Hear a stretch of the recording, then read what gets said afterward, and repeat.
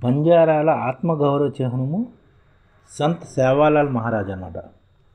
భారతదేశ చరిత్రలో 18వ శతాబ్దంలో ఎంతో క్లిష్టమైనదన్నమాట.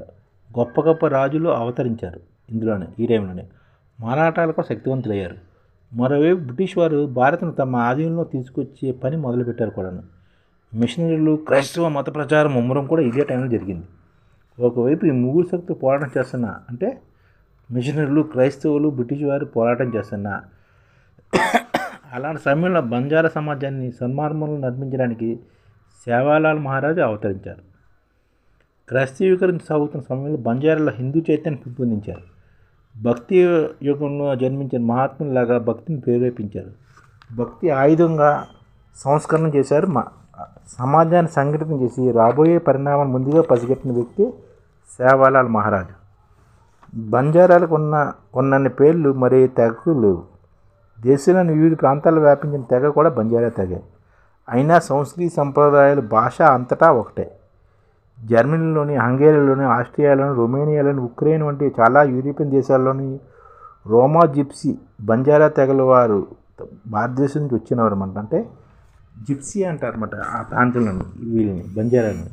ఇప్పుడు జర్మనీలోనే ఉన్నారు, హంగేరీలో, ఆస్ట్రియాలోని, రొమేనియాలోని, ఉక్రెయిన్లో కూడా ఉన్నారన్నమాట. చాలా యూరోపియన్ దేశాల్లోని జిప్సీలు ఉన్నారు. వీళ్ళంతా బంజారాలే. వీళ్ళంతా రోమా జిప్సీ అంటే బంజారా తెగలు అంటున్నమాట. వీళ్ళంతా భారతదేశం నుంచి వచ్చారని చెప్పుకుంటారు కాబట్టి ఇప్పటికి కూడా మన యూట్యూబ్ వీడియోలో చూస్తే వాళ్ళ భారతదేశం నుంచి వచ్చిన వాళ్ళని చెప్పుకునే వీడియోలు కూడా చూడవచ్చు. ఆ బంజారాల పరదేశాలు కూడా జీవిస్తున్నారు. మన దేశంలో కాకుండానే ఇతర దేశాలు కూడా ఈ బంజారాలు ఉంటున్నారు అన్నమాట. బంజారాలు తండాల్లో జీవిస్తారు. బంజారాల బతుకంతా నిత్య పోరాటమే. వారు ప్రకృతితో, పరిసరాలతో పోరాడాలి. నిత్య సంచారం వల్ల స్థానిక ప్రభుత్వాలతో కూడా పోరాడాలి. వారి బతుకు కష్టజీవులైన బంజారాలు తమ కుటుంబంతో ఊరు తిరుగుతూ సరుకులు సరఫరా చేస్తారు. మధ్య కాలంలోని పృథ్వీరాజ్ చౌహాన్ సంతతి వారమని ఈ బంజారాలు చెప్పుకుంటారు. ఈ బంజారాలు రాజస్థాన్ నుండి దేశం వివిధ ప్రాంతాలకు తరలి వెళ్ళారు. ఒకనాటి అఖండ భారత్లో ఉన్న ఆఫ్ఘనిస్తాన్ గోర్ ప్రావిన్స్ ప్రాంతం నుండి మన దేశానికి వచ్చారని చరిత్రకారుల భావన అనమాట. ఇది ఆఫ్ఘనిస్తాన్ నుంచి వీళ్ళు మన దేశానికి వచ్చారని చరిత్రకారులు చెప్తుంటారు, రాజస్థాన్ నుంచి. ఇది బంజారాలు. అలాగే 1740 తెలుగు నేల మీద జన్మించిన సంత్ సేవాలాల్ గురించి తెలుసుకోవడం మన అందరికీ ముఖ్యం. బంజారాలు మొదటి నుంచి వీరయోధులు. బానిసత్వాన్ని వ్యతిరేకించింది వీరి నైజం. సంత్ గురు గోబింద్ సింగ్తో ఉత్తర భారతదేశం నుండి వచ్చిన బంజారాలు కొంతమంది నాందేడ్ నుంచి కన్నడ ప్రాంతాన్ని తరలివేరారు. ఆనాడు కర్ణాటక రాష్ట్రానికి చెందిన అనంతపురం జిల్లాలో ఉన్న గుత్తికి దగ్గరలో గల ప్రాంతంలో అలా తరలి వచ్చిన వాళ్ళ కుటుంబంలోనే సేవాలాల్ గారు పుట్టారు. అక్కడే సంత్ సేవాలాల్కి పాత గుడి కూడా ఉంది. అతను బ్రహ్మచారి. బంజారా సమాజానికి ఒక దిశానిర్దేశం చేయాలని ఈయన భావించారు. తాము ఇక్కడికి వచ్చినప్పటి నుంచి ఆంగ్లేయులు తమ కష్టాలు గురి చేస్తున్న విషయాన్ని గ్రహించారు. తమ కోసం వేసుకుంటున్న రైలు, రోడ్డు రాకపోకలు ఇది చాలా ఇబ్బంది అని లెక్కలు కూడా వేసుకున్నారు అనమాట. అందుకని 1871లో వీరికి ఈ బంజారాలని నేరస్థ జాతిగా పరిగణించారన్నమాట. బంజారాలని బ్రిటిష్ వారు ఈ విషయాన్ని గుర్తింపు చేసుకుని మనకి సంప్రదాయ వ్యాపారం దెబ్బతింటుందని గోవులు మేపుకుని బతకడమే తమ బతుకని సేవాలాల్ ముందుగా బంజారా సమాజం సంస్కరించాలనుకున్నమాట.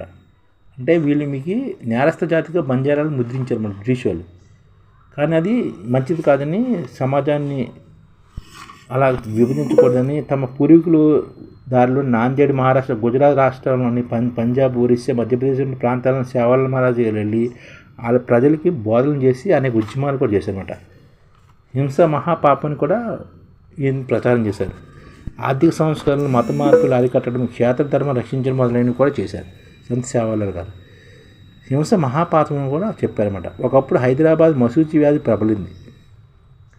ఆయన మహిమ గుర్తించిన, అంటే హైదరాబాద్లోని మసూజీ వచ్చినా సరే ఇప్పుడు ఉన్న బంజారా హిల్స్లోని ప్రాంతం మటుకి మసూజీ రాలేదన్నమాట. అంటే ఇక్కడ బంజారా ప్రాంతంలోని సేవాలాల్ మహారాజు ఉన్న బంజారా హిల్స్లో మటుకి రాలేదు. హైదరాబాద్ అంతా మసూజీ వచ్చింది. ఆయన మహిమను గుర్తించి నిజాం రాజు సేవాలాల్ ఆశీస్సులతో ఈ వ్యాధి నిర్మించారని చరిత్ర చెబుతుంది. తిరుపతిలోని హదీరాం బాలాజీ 1832 నుంచి 1928 వరకు అక్కడ ఉన్నారు. ఆయన హదీరాం బాలాజీకి ఆయన కూడాను ఈ సేవాలాల్ శిష్యుడిగా భావిస్తారన్నమాట. ఈ హదీరాం బాలాజీకి వంటి వారికి గురుతుల్యులుగా సేవాలాల్ బంజారా సమాజానికి తొలి ఆధునిక వేదికగా మారారన్నమాట. మారుతున్న కాలాన్ని బట్టి బంజారాలు ఆధునిక సమాజ పౌరులుగా తీర్చిదిద్దడంలోని సంచార జీవితమే ప్రధానంగా ఉన్న బంజారాలను సంస్కరించిన వ్యక్తే సంత్ సేవాలాల్ మహారాజు.